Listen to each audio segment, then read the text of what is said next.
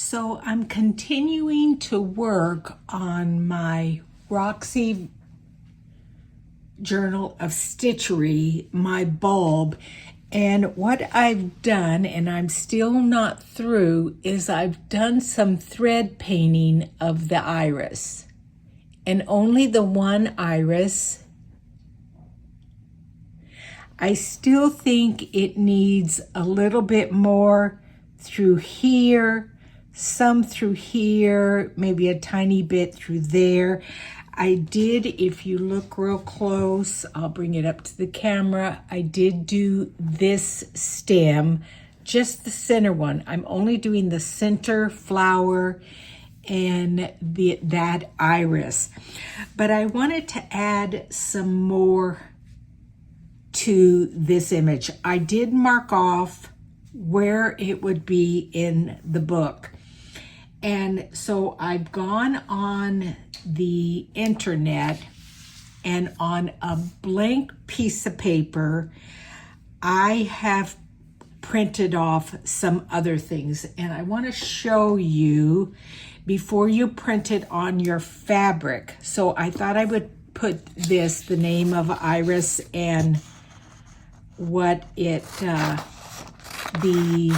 think whatever the name, the botanical name is for it, but I wanted to kind of see what it would look like, and I thought I would put it down here. Now you can see that this is going to be too big. It's not going to fit in there. So I need to go back to where my image is on the computer and make this a little bit smaller, so that I know that. And then just to fill up some of the spaces, I put in some words that will be printed on the fabric. And then I have this image, and once again, before I print it off, and I thought I would probably take off that black border. I don't know, let's see what it looks like. I don't think I'm gonna thread paint this, but I thought I would put that down in there, and it's a little bit too big. So I need to go in and resize that a tiny bit. So I made that smaller. I think the words are okay. I will be cutting them or tearing them out of fabric, and I will just put them off to the side. They will be elsewhere in the journal. I just didn't want to waste any room on the fabric. So those are going to be okay. Here was another image, and again, it could go anywhere in the piece as I work on this. I wanted to have it look like some bulbs, besides just the floral image. And let's see what this would look like here too. I'm just kind of, so I did say that needed to be smaller, and I did bring that down, or I could put this here.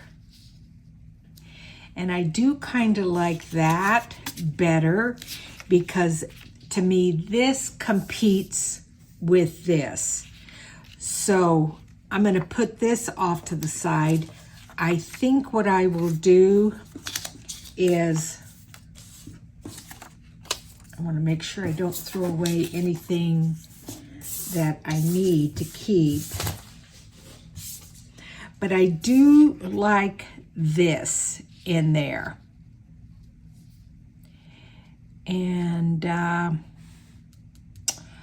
going to adjust the size of that a little bit, ever so slightly. Okay, so I do like that there. This one is just going to be print it off for another time. Like I said, this needs to be made smaller. This I made smaller. It may just be somewhere else. I'm going to take the camera out of my camera mount and show you on my computer how I make things smaller. I do that because not everybody knows some of these things. I'm going to put it on hold and I'll be right back. Okay, there it is on my computer. And if I put my little little icon thing, my little arrow there, I can bring this up a little bit. Let's see, I want to bring this one up. So you click on it, but do you see how it changes everything? So let's see, let's go up here.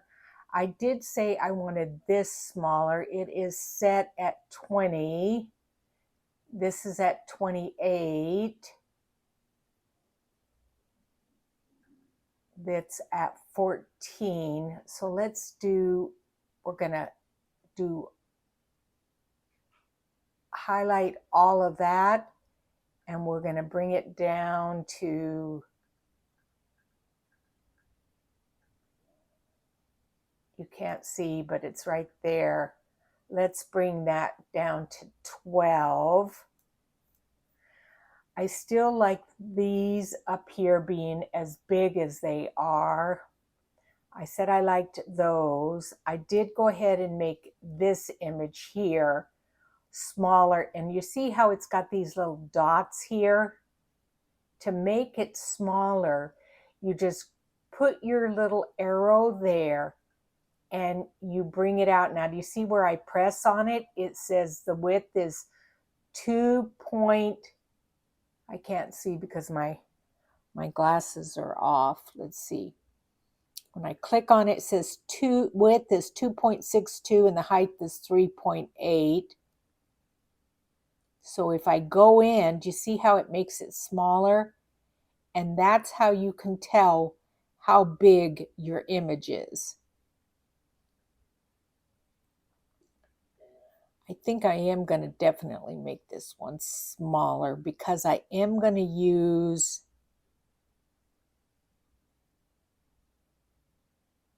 this image. I do want it a little bit bigger. So let's go up to there. There. I think that's going to be okay. So what I'm going to do is, once again, I'm going to print it off on a piece of paper and take a look at it before I print it on my fabric. Okay, I've printed it off again. Let's see what it looks like here. I think this needs to come up because when I tear this in the fabric, it may be too close to that other edge. But let's just see here. And I will probably blanket stitch this down. How did I do that? I thought I had made that enough. So I'm going to bring that down a little bit smaller. Okay, so that needs to be smaller. The other thing is that definitely is going to go on here is the wording. So let's see what that looks like. Ouch. I almost got my finger there. Oh, ouchie, ouchie. Let's see this. Okay, I think that's going to be okay. I don't want it so small that you're not able to see the words, but I think that's going to be okay. So this is a good size. But that may look too funny there now. Let's see about here.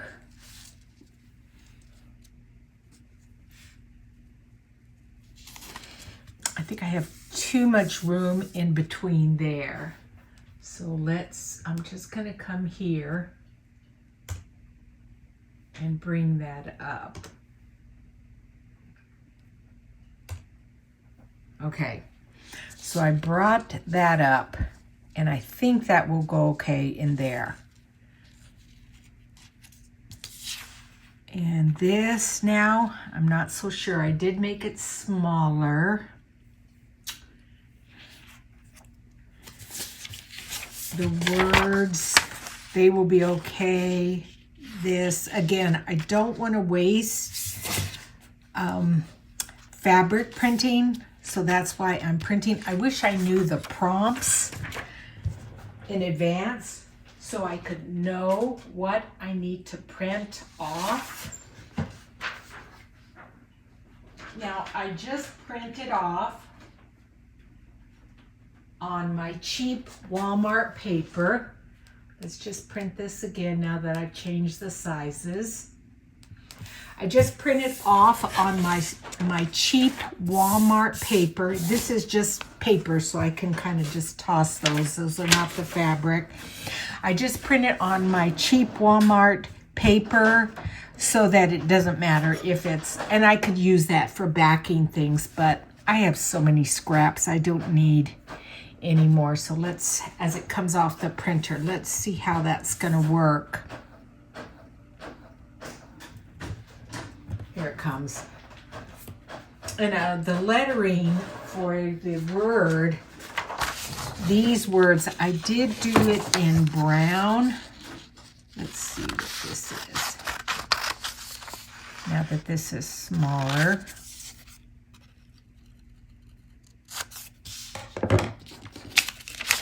If that will go there. Boy, that's still, I'm wondering if I should just make that even smaller. I'm going to, before I, let's see, so that I have it at 20 points, and then that at 28. So let's do that at 18 points. Then we will do this word. We're going to bring that down to 24.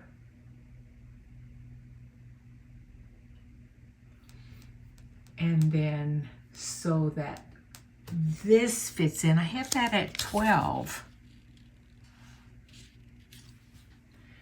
Let's bring that down to, let's go to 11. Okay, so I think that will be okay in there. You know what I need to do is I need to bring it all down like this. So sorry you can't see it, but when I print it off, you will see it. I'm going to put the camera on hold while I fix that. Okay, let's see if this prints. Sometimes if you don't put your paper in real tight in between those two sections, that helps it print. Sorry for the glare, but it looks like it's printing just fine. Like I said, you have two settings on the side of your paper here where you slide them together. If you don't put those two, these things too close together, it helps the paper slide through. So let's see, and I put it on fine printing. Let's just do a little view here of my craft room while I'm waiting for that to spit out. So that's some of the things that I got from the retreat that I still need to put away. Down here is some of the fabrics that I have pulled for this Stitchery. This is left over from my last journal I made that I need to put away. My trash can there. Here's my desk. So I got my vitamins here. I've got threads here. Threads down there. There's my piece I'm working on. Here's all of my threads that I've picked out and you know, have available. These have not been put away. These I used to hold open the book when I, my journals, when I go to put them on my Etsy store. And then I think I've shown you guys this light. It's a fantastic light. It is, let me pull it around here. It is a light that is a magnifying glass. You see how close that gets in? It's kind of hard to see, but I love this light. The only thing is I ordered it off of, I believe it was an Etsy store, and the plug-in is from the UK, so I have to use my UK adapter for it. And then there's my box. Oh, and I'm in my nightgown and my slippers still. There's my box with my Roxy Creations stuff. So anyway, that's printed all off. Let's come around here and pull this off the printer, and hopefully it looks good. Oh yeah, I think that's gonna be fine. Sorry for the glare, I need to move that here. So it kind of bubbled up there, but I still think it printed okay. Yeah, the words are still okay. Those are okay. I don't know why it bubbled up there, but it printed just fine. So let me put this in. I'm hopefully not gonna make you guys sick to your stomach. Let me just slide this in the camera mount and steady it up, okay? And then I'm gonna pull it off of the, you know, it's funny, this time of the day, the sun comes in and it really does give a glare on my desk. But let's pull this off. Oh, you know why? This was not, I can tell it, I didn't spray it enough. So that's why it bubbled up. But do you see how it still worked out perfectly? Yeah. So I'll be able to use those, maybe put a little lace around it.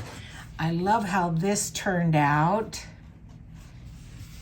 Let's just, and I do have, I think I should told you guys, I did put some backing on that, but I'm not going to back this yet. Oh, I love the way that turned out. So let's see if I can tear this. I want a rough edge. So we're just going to do a little snip here and rip.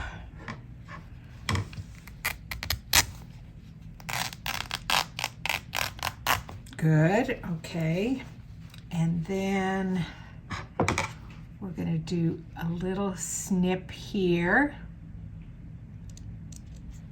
And then that will help us rip it this way. There. Okay. That's gonna be nice in there. I could have maybe come in a little bit more on this. I think I will. So I can just snip that off, make that a little bit smaller. Yeah. Okay, perfect. And then this is going to be a little bit of a challenge because I don't want to make sure I rip the, it's hard to get a hold of it when it's, nope, that's not going to go. Sometimes if you just snip a tiny bit more, it will tear.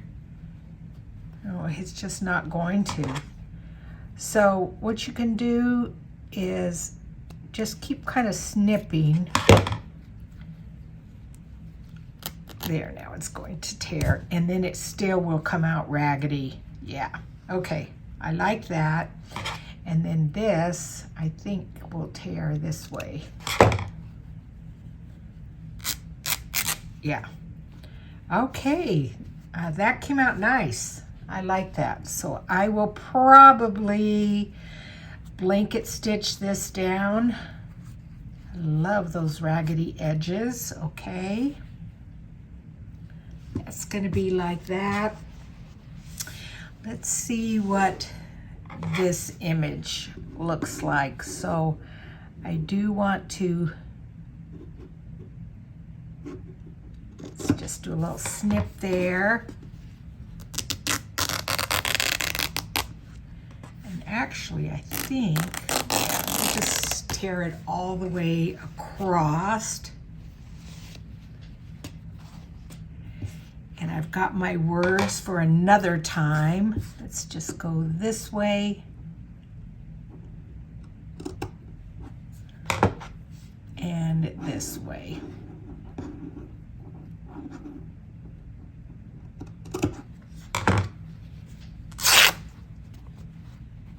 Isn't that the best sound? Fabric ripping. And then I'm gonna go this way.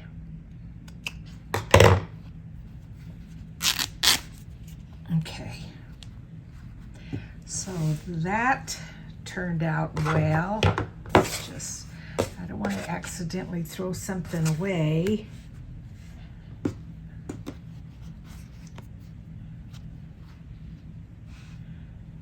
Oh yeah, I think that might be okay in there. Yeah, I think I can tear off a tiny bit more here.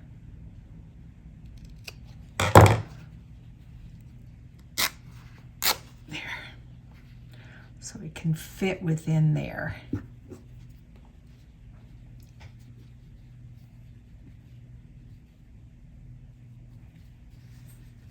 Okay, that goes like that. That's gonna go like that. Perfect. Do I have the camera rolling? Yep, okay. And then, let's see. I will save these words and these images for another day. Let's go like this. Let's just pull this down like this. These will go into that box.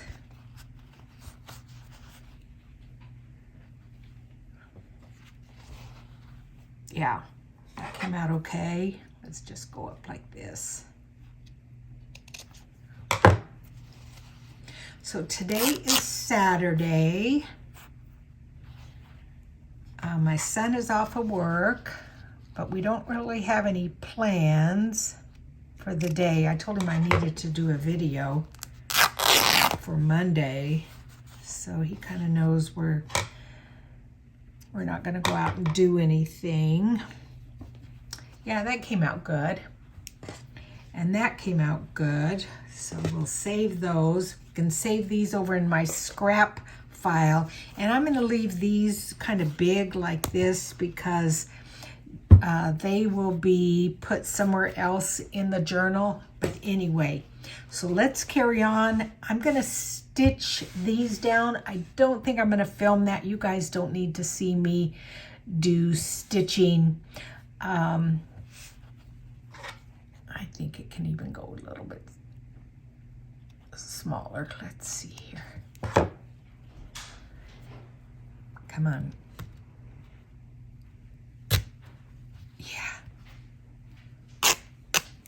You just want to be careful that you don't ruin your words. Yeah, I wanted that a little bit smaller like that. Okay, so I'm going to start stitching and I'll be back with you guys. So I wanted to come on and show you where I'm at with this piece.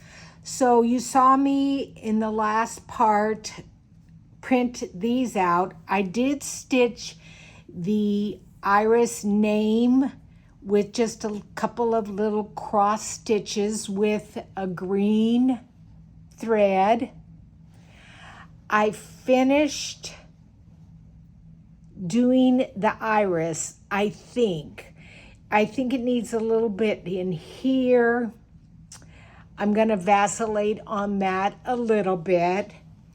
I did stitch down this piece here, and I first stitched it down with just the mustard colored thread, and then as I looked at it, I felt like it looked too plain, so I took a navy blue thread and then just did stitching in between.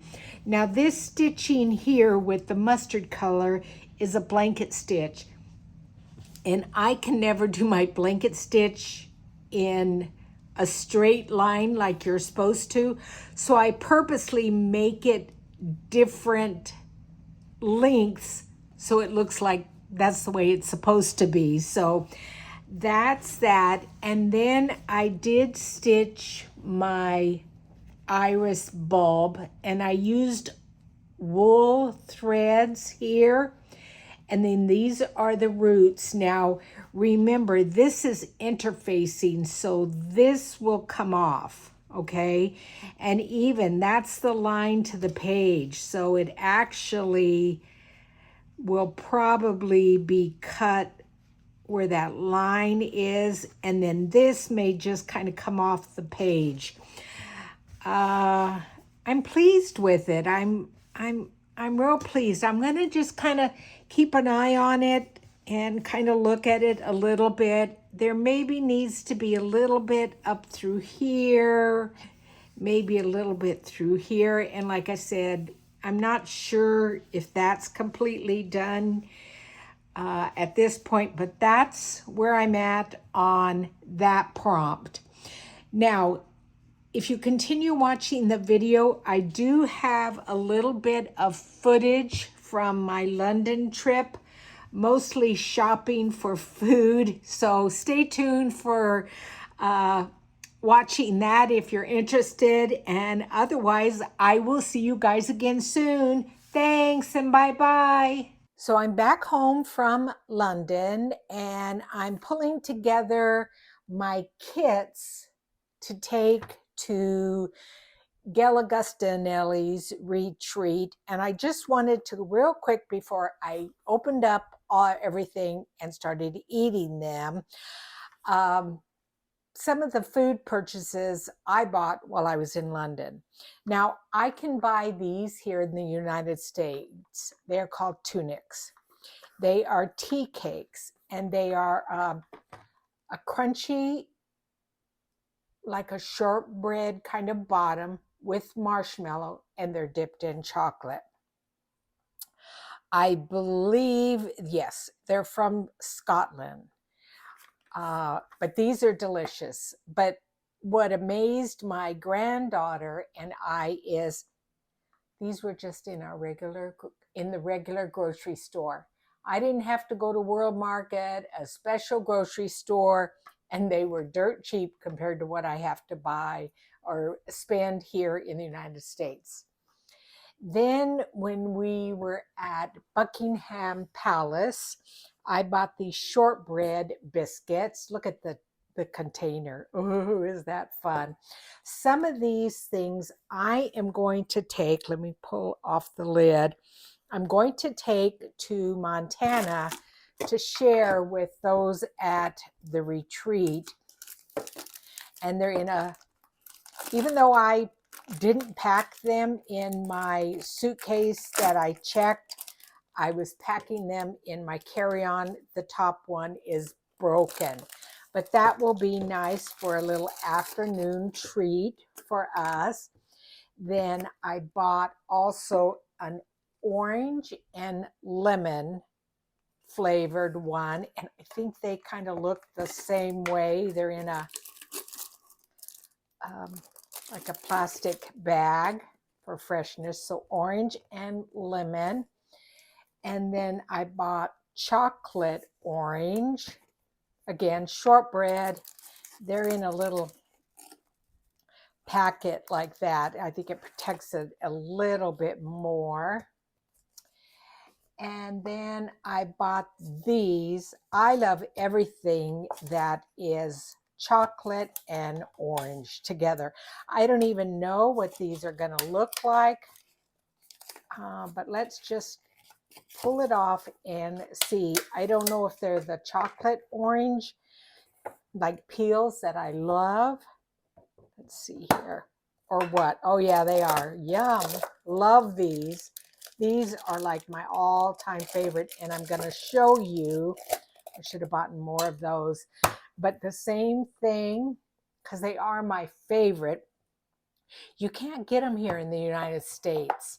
They are an actual orange peel, like a candied orange peel. I'm going to take a little bite. And they have a dark chocolate around them. Oh, that is so good. Now here in the United States, you get like a jelly feel, not like a real candied orange peel. So that's why I like to get them in Europe. And then we went to Harrods and did a little shopping and went to this chocolate. Well, first of all, at Harrods, they have an entire chocolate room or department. It had chocolate from basically all over the world. And these were all kind of what I had handpicked. Ooh, isn't that gorgeous how it opens up? But again, some of the dark chocolate orange peel. But underneath here, they put another layer. Oh, and the guy kept giving me all these samples. He was so sweet. Look at these. Are these not fantastic looking? Oh, yum. And my daughter had eaten these, and she said, Mom, we should have gone back and bought more of these. I think those have a hazelnut in them. I'm just going to pull that off because I bought my son a box also, but I bought me a box. So that is my chocolate, a lot of orange peel. Wow. It's just because I can't find it here. And so I kind of stock up when I'm in Europe. And then, I don't know if you guys knew this, and correct me if I'm wrong, but Harrods is now owned by, I think, a country. I'm going to have to look that up. But this was from, like, let's see if I can see where. Well, it said Dubai. So they have a store in London there and then Dubai. And I love dates. So let me show you what I got here. And I only picked 4. They are just a couple of dates that are like have candied orange peel in there. And then this has walnuts and that has hazelnuts. So I only bought that small box of those. And then I think on one of my other videos, you guys saw me buy this brand of chocolate. It is from Italy, I believe, Italian, and I bought 2 pistachio and 2 chocolate orange. So if you ever want to send me a gift, chocolate orange, just don't send it. Don't send it in the summer here in Arizona. It will melt. Now, continuing with the food line, I did buy 2 different salts at Burroughs Market in London. And those people that know me know I salt almost everything. And if you want to know the truth, start doing a little research. They're starting to find out that salt is not as bad for you as it once was. And I use a lot of salt, and I especially salt my fruit. I believe that is a Southern thing. I started out by salting my watermelon because that's what my dad did. But I have now gotten to where I salt my cantaloupe and my nectarines, my peaches. I don't salt my blueberries or strawberries yet. But anyway, I thought both of these salts would be really good on fruit. A lemon salt and an orange salt. So those also are part of the food situation. And then the ornaments I got, or the decorations for my travel tree, I did buy one from Stonehenge. And this was one of the best ones that I saw that I liked. And then I bought two different ones in London specifically. One is this one. It is Buckingham Palace. And I think I did read where these are handmade. And I love that it says Buckingham Palace on it, and it doesn't specifically look like a Christmas ornament, because my travel tree, I'm trying to get away from it looking Christmassy, more of a travel tree. And then this one I liked because it had the English flag. We saw the crown jewels, and this was from the Tower of London. So those are going to go on my tree. When I was buying the cookies, in the Buckingham Palace, the lady was wrapping the ornament in this tissue paper, and if you can see, it's got this crown on it. And I asked her for an extra piece. I said, I know it's going to sound weird, but could I please have an extra piece of the tissue paper? And she was gracious enough to give it to me. I did bring home two different pound notes, a 10-pound and a 5-pound. And just because I love that they have Queen Elizabeth on there. I think I did show you this already. This was from the retreat house in Montana.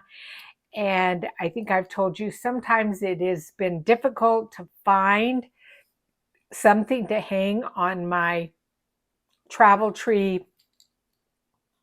This was a key ring. I took one of the little rings off, and then I just tied a blue ribbon on it, and that's going to hang on my travel tree. And then lastly, I did buy this tapestry, and let me pull this up so you can see the full extent of it. I think you can see it there. Let me stand up. Pretty close, pretty close. You got my Coke in there and my water off to the side. But this is a tapestry, and it says it is, probably from 1470, probably made or designed in Paris.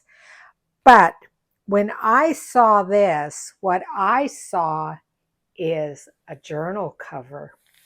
So it would be a really tall, slender journal cover where you've got this beautiful woman on the front. And then it's kind of strange. On the other side is a unicorn. But I thought if I use this as the center spine, this would make a really nice journal cover. So that's why I bought that. And then the only other thing I did buy was, and I'm going to bring it down, was the souvenir book of Buckingham Palace. And again, the main reason I bought this is because in Buckingham Palace itself, you were not able to take any pictures. Look at this was Queen Elizabeth, her portrait, and look at the difference of the Duke and Duchess of Cambridge, how this is so formal looking. Everybody is standing straight and, just perfectly posed. Here, this little girl is looking kind of cockeyed up. This little boy is leaning forward. I love that it's just a little bit more casual. But anyway, because some of the pictures are just stunning, and one of these days I am going to make a royal journal. I thought I would buy that to have the pictures for that journal.